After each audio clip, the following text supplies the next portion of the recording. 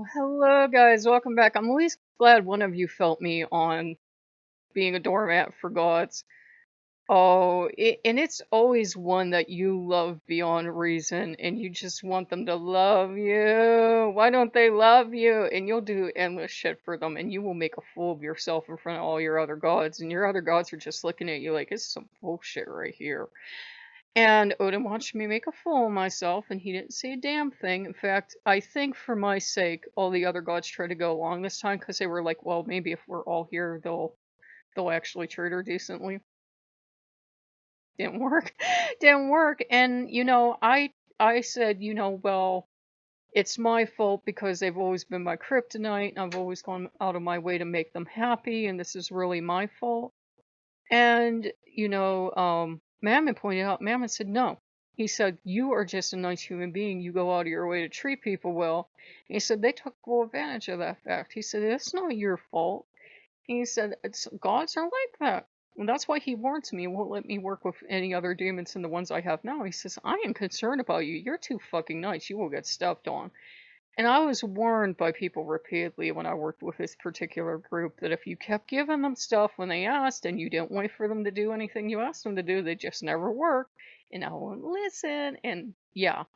So they came in this time and we had feasting and they got added to the mural in the bathroom and they even got half of Aegir's Hall, which he did not have to do, but he's like, let's all make an effort. And the gods told me they were all making a super hard effort this time to show them that they're welcome and they are being given hospitality and they're going to be part of this family.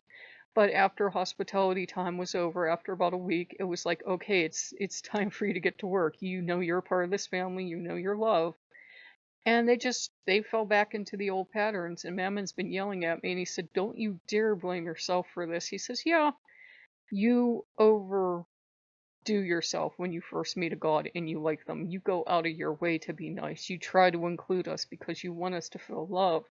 And he said, but that's not right for anyone to take advantage of that either. So he's been telling me. He said no. He says, yeah, you fell over yourself. Every human has that with one group of gods. You fall over yourself and make a damn fool of yourself in front of your other gods. And that you can't wait to please them. I don't know what it is in us, but you can't wait to please that group or please that particular god. And you just fall all over yourself, and they don't intend to do a damn thing for you. And to make it worse, everyone else that works for them seems to get such great results, right? And seems to be so loved and blessed and taken care of.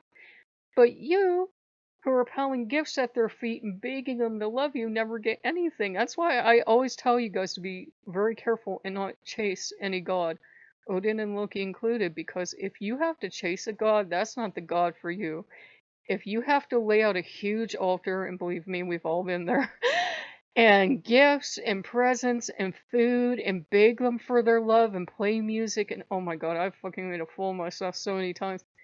That's not the god for you. That's someone taking advantage of you. Like the term sugar daddy, sugar mama, it's kind of what you've become because you might not even have a romantic relationship, but you are throwing yourself at them and you are desperately piling gifts at their feet. And, to a god, to anyone, that feels pretty damn good, right? I mean, here's this human that they don't even like, and you're piling gifts at their feet and you're buying them a statue and you're debasing yourself and groveling at their feet. Don't do that. That's not healthy. And I was warned by people that work with this particular group of, you're too much of a fucking pushover. They're not going to do shit for you. I can tell you right now they're not going to help you. They're going to just push you around and push you around, and they're going to take all they want. And the moment you stand up, they'll just, get a little harsh with you, and then you're going to grovel even more. He said, no, just, as hard as it is to ride them out, ignore them. They'll get tired. They'll see that you don't want to do anything. And so the Vanir had kind of stepped back this time, in fact, encouraged this nonsense. And the Aesir had encouraged this nonsense this time because they kind of wanted to truly make a effort and they want to prove for themselves that it just wasn't me, it just wasn't anything else. They were welcoming them as equals.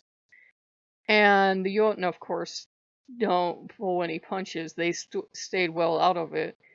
And, basically Angerboda told me today, she says, "Well, you made a fool of yourself. You ran around after them like a little puppy wagging your tail, and you did everything for them, and you didn't ask for anything in return.